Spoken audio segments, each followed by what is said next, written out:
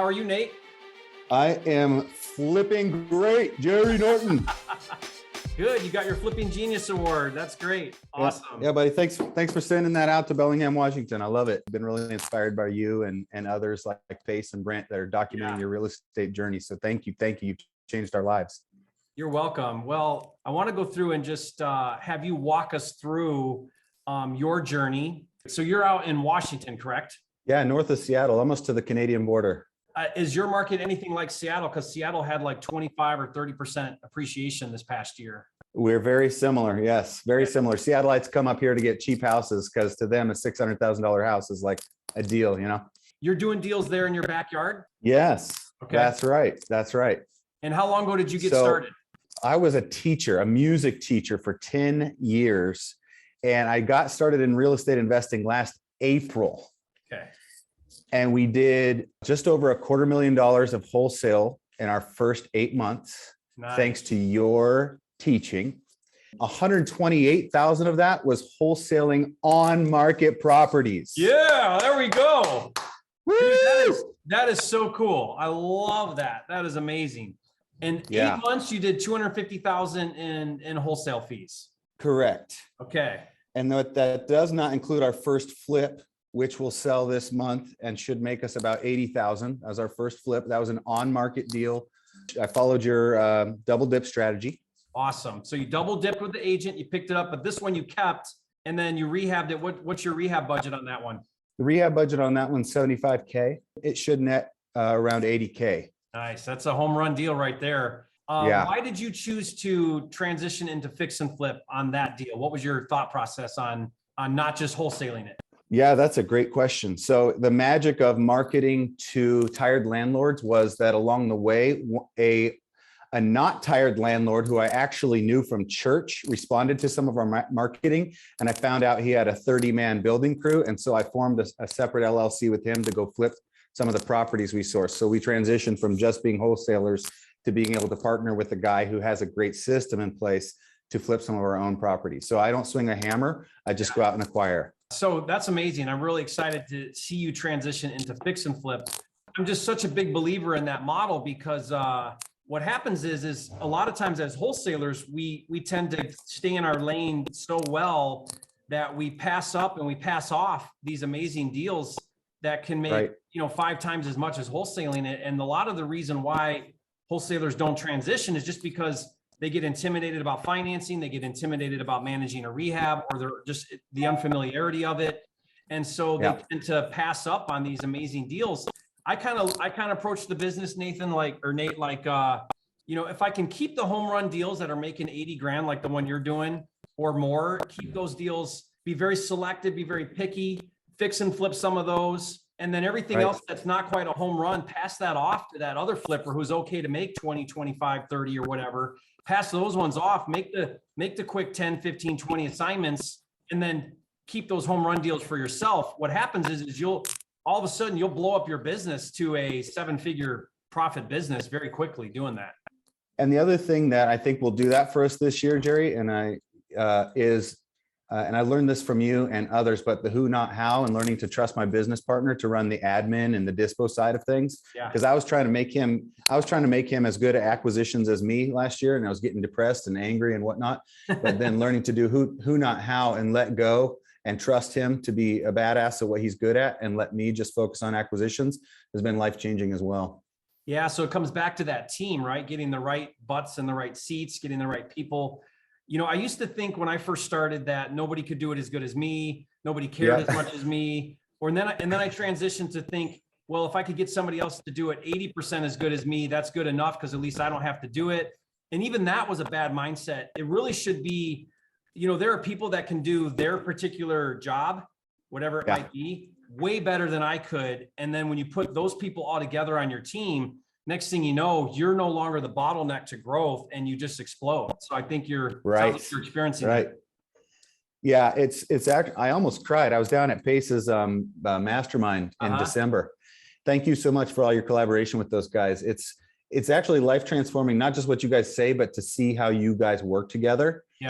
has changed how I do business up here in the Pacific Northwest. So thank you for that too. You're welcome. But I teared up at that event when I realized the freedom of learning to trust my partner in at that new capacity. You know, it was pretty amazing. Let's do a quick breakdown on maybe one of your on market and then maybe one of your off market. A favorite on market right now is actually a deal. Sure. It is our second flip, and it was on market with an agent who we lost out. He went with two other offers before he came back to ours.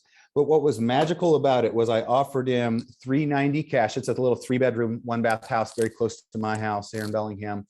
Offered him $390 cash or $425 if he would carry the mortgage for 7 months while we rehabbed it. And so he took $425. We'll put $65 in, and we'll probably resell it for $615 for right around $85K on that one as well. But I put $3,000 of my own money into that deal because we brought in another investor for the down payment. Okay, so you brought in an investor for the down, and then did you borrow funds for the rehab? On the rehab, my partner who has the building crew, he's actually going to float those funds since it's such a short turnaround. So his part of the partnership is he's probably going to keep his costs low with his guys. Yep. And he's going to fund that cost of the rehab. That's right. That's right. So think about this, guys. Nate's doing these strategic alliances, which is allowing him to now do deals with no money, do bigger deals with no money, do more deals with no money. Oftentimes we let money like slow us down in this business when really you don't need to have all this money. You don't even need to borrow all this money. Sometimes those partnerships can solve that. And not only are you now growing your team, growing your business, you're also bringing in strategic partners that can not just bring a skill set, but also bring funding to the deal. And so that's really exciting to kind of open up that world and be able to do so much more and so much bigger. Very cool. Absolutely. Absolutely. So that was an on market. You asked for an off market.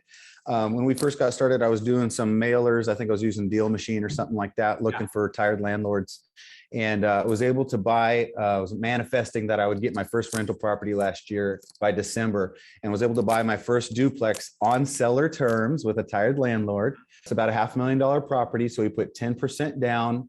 And then we were able to negotiate to get the payment to be about half the cost of the rents. So it cash flows in an appreciating market, which feels like a unicorn to me up here in the Pacific Northwest. So was that one a seller finance, not a sub two, right? That's right. Seller finance. Okay. He owned it outright. Yeah. Okay. So he owned it free and clear. So guys, remember with creative financing, if the seller owns the property free and clear, you'll do seller financing or owner carry or owner financing. What that means is since there's no underlying loan, the seller will actually be the lender and finance that project or that property. And you said you did 10% down. So sometimes you can structure these with like 0 down, 5, 10.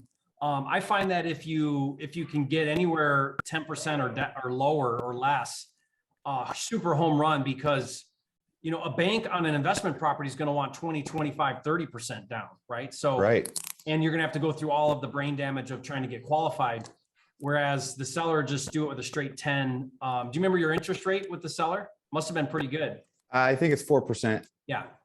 So at a 10% down, which isn't very much, then a 4% loan with that seller. Exactly. $1,620 a month mortgage, and then $3,300 a month in rents. Yeah. So for very little investment, you just created a cash cow on a rental property that is appreciating over time. It's cash flow. You're paying down the equity, all of that. So paying down the that's right loan. So you create depreciation. Don't forget depreciation. Depreciation is a huge one. In fact, you're going to hit a point here probably soon where the depreciation is the #1 factor in your investing. As a flipper, you're making ordinary income, so you're at the highest tax bracket, which is great. I mean, I'd rather make money and pay taxes than not make money and not pay taxes, but creating any kind of write-off is a big deal. So that's awesome. Well, and there's one more thing worth sharing. Remember, guys, I was a teacher for 10 years, so it's not like I had a giant W-2 and a big bank account to buy these things. So we taught one of our neighbors that he could use he could take his IRA and turn it into a self-directed IRA. Yeah. And so he did the majority of the down payment on that duplex. So he gets a little piece of it when we sell. So he gets an interest rate and then a little piece of it when we sell. And so I literally had $10,000 into that deal to buy a $500,000 duplex that cash flows. Yeah, so that's a great strategy. In fact, most of my private investors that fund my deals are IRA people with 25, 50, 75, 100,000 in an IRA. I show them how to self-direct it, and now they can lend it to me on deals. And if you think about it, anybody who's worked in corporate America for 10 years or longer probably has money in an IRA that's not really earning them much. And you can show them how to self-direct it, lend it on your deals, and now start paying them, 8% or 10% or whatever. In your case, you also gave them a piece of equity on the back end. So now you've sweetened the pot even more for that person. So again, you're just using a lot of creative strategies here to raise money to do these deals. Super exciting. That's right. And the analogy for me, for anybody who hasn't bought their first rental property, I don't know if you've ever read that book. It's called The Call of the Wild by Jack London, but there's a scene where the sled dog has to get the sled that's frozen in the ice in the Alaska Iditarod broken out and moving forward. And his first job is just to break the metal sled out of the ice so he can get moving. That's what I felt like the first duplex was like, I just got to freaking get moving, even if this isn't the perfect purchase, and get something bought so we can get some momentum going. Yeah, but you put together a winner, because if you're creating around what, 1,600 in positive cash flow on that deal? Probably closer to 9 after CapEx and all the other. Yeah. But I mean, well, it is a duplex, so that's great. But typically, we have a threshold where if we can create anywhere around 400 positive cash flow, who cares what the payment is? Who cares what the purchase price is? Who cares about any of that? It's the cash flow that makes it a deal. And if you guys aren't really into buy and hold, by creating that deal, you can now assign those for premiums to other investors that want zero to low down deals like that. So those are very easy to wholesale too. Wholesaling a seller finance or sub 2, is that what you're talking about? Yeah. So if you ever get one, Nate, where you're like, you know what, I don't really want this one. It's not in an area I want, it's too far away or whatever. You can then create a really nice wholesale out of that contract, that creative financing contract. A strategy that Cody Sperber taught me that I love is what he'll do is he'll do the acquisition on creative. So he'll get the deal on creative. And then what he'll do is he'll take it a step further and he'll put a lease option buyer in, and he'll get that lease option buyer to put 10 or 15,000 down. Then he'll keep the option fee, and then he'll go to the cash buyer he wholesales it to and says, hey, you don't even have to pay me. I've already been paid. Take this deal and now it's yours. And then he's out of the deal, doesn't have to deal with tenants and any of that, because he doesn't want that, because he created his own assignment fee basically out of the option down payment fee. So here's how it would work. Let's use some numbers. So you get a great deal for 100,000. And let's just say, to keep it simple, let's say it's a zero down. Let's even call it a sub 2. So you got a zero down sub 2 for 100,000. Yeah. You then, before you assign it to anybody, you then put in a lease option tenant. So that tenant's going to now start paying, let's say $1,500 a month. They're going to give you a 10,000 down option fee. And they're going to have a 2-year option for, let's say, 140,000. And you take that 10,000 or 15,000 option fee and keep it. But now you don't want the deal because you don't want to deal with a tenant. You then go to buy and hold investor over here and you say, hey, I got this great deal. It's a zero down deal. You can have it. You don't have to pay me for it. I've already been paid. Here it is. And they'll take that deal and run with it, and you're out. Amazing. Because you kept the option. Isn't that cool? Yeah, it is. So you can do some really fun stuff like that. It's basically whatever you can think of creatively, and you can put it down in writing, you can do it, That's so great, Nate, really exciting. What's next for you? What are your goals this year, 2022? What are you hoping to accomplish? Well, in our flipping business, our goal is 30 flips this year, which feels like a lot. And it's a good stretch goal, but I think we're going to hit it. We're on target right now to hit it. And then like 80 grand a month in wholesale fees. Okay. I also found a partner who's going to start paying the ad spend so that we can get our PPC cranked back up again. Yeah. So again, you can do creative partnerships that way too, right? It doesn't even have to be all your own money on that. So he's going to get, in exchange for his 6 grand a month in PPC, he's going to get first shot at those PPC deals. As a buyer. As a buyer. Yep. And then if he doesn't want them, we'll go wholesale them or buy them ourselves. So I'm excited to get that cranked up, and then to start in Northern Idaho as well. So this is a new market for us where my partner moved to. And I want to try and figure out the short-term rental game and see if we can do something profitable with that in North Idaho. Okay, so you got some big goals this year, and you're running with it. So you got some goals to do some fix and flips. You want to keep doing the assignments. What I love about that strategy, Nate, is if you follow kind of my technique, which it sounds like you are, then you get choosy. You pick the home runs for the fix and flips. You wholesale out everything else.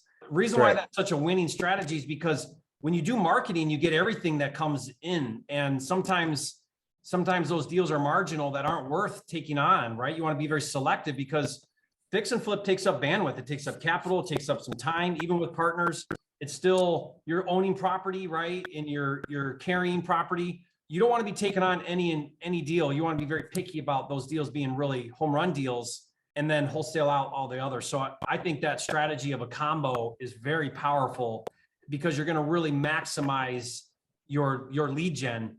And then it sounds like you're going to throw in a third one, which might be, hey, let's keep some of these for some buy and holds. Maybe those are your creative ones that make sense and you got good spreads. You keep those ones for your buy and hold portfolio. Yeah. Do you do anything with short-term rentals, Airbnb, anything like that?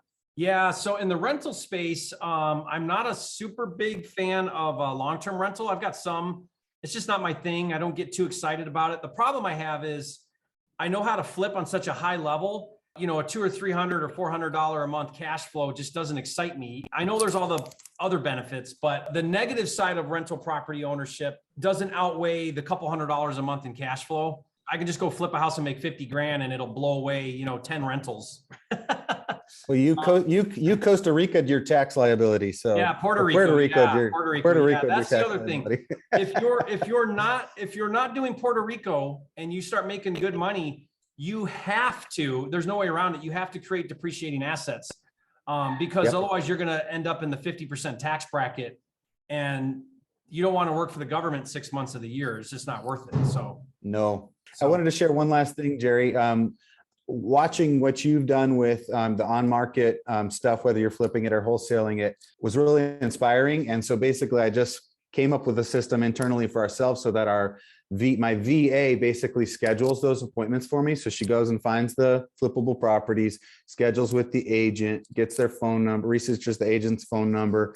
I used to have her pull comps. I don't anymore because she wasn't doing a very good job of it. Yeah. But that way I just wake up each morning and I've got 3 or 4 appointments with agents with rough properties. And it's awesome. Yeah. You know, what's great about that is that part of it can very easily be systematized with a VA because you can set up these automated searches. It's going to pull up those distressed listings. A lot of times that agent information is not readily available. So you got to go Google and find them. So that's something a VA can do. I struggle too with a VA being able to comp properties, but what I will have them do is load it into my deal analyzer and get all the information ready. And then I just come in, pull it up. It's there, do a quick comp myself. And I got the number and I'm ready to call or my acquisitions is ready to call. So that removes a lot of time consuming steps. And then it does. And I have one on the phones doing the high level. Exactly. And one quick question. Is there anything you hold back from us in those YouTube videos in terms of how you incentivize your listing agents? I know the double dip strategy, which is beautiful. And some agents don't want to go for that, or they'll say, pass you off on their partner or whatnot. But is there anything else you do? Like, hey, if I flip this, I'll relist it with you. Or what are the ethical and good ways that you've done to really build long-term relationships with agents that actually keep bringing you back stuff? Because I hear you talk about that, but maybe I just haven't seen the video where you've shown a deal where agents are bringing that back. You've been doing it a lot of years. I think that'll happen for me. I just haven't hit that stride yet. It sounds very appealing to offer that listing agent, in addition to double dipping, where they're getting now double commission on the buy, to also let them represent on the resale. That would be a very huge incentive. That would probably win over some friends. But the problem is not all distressed listing agents make good retail listing agents. And so I've run into some problems with that where it really works to get the deal, but then I regret doing that because they're not a good listing agent for retail. And I don't typically like to pay 3% on my list. What I do is I try to build a solid agent relationship in that market. And then I bring them volume, which is, you have a goal of 30 flips. I want that same listing agent on all 30 flips in that market. because then they'll look at volume and they'll give me a really good rate on the listings. Like they'll do them for almost free. They'll do them for $1,000, $1,500 just to cover their cost, because now they're getting 30 listings, which 30 listings turns into a ton of business, because now they're getting sign calls, they're getting buyers that buy other properties, they're getting their name out there, they're getting all these properties on their website. It's massive for a listing agent to get all of your listings. So I'd rather create that relationship on my back end than offer to double dip and give them the listing. So I try to stay away from that. Really, more than anything, is it's all about the follow-up. So what I found, Nate, is you start calling these agents, right? And what I found happens is I'll do the double dip technique. They'll get excited about it. Maybe we get a deal done. And then, 2 months will go by, and then I'll see that agent with another distressed listing, and I'll call them up and I'll be like, dude, why didn't you call me? And they're like, oh yeah, I forgot about you. Well, that was just terrible on both sides, right? Like I wasn't staying in touch with that agent. They forgot about me and didn't call me.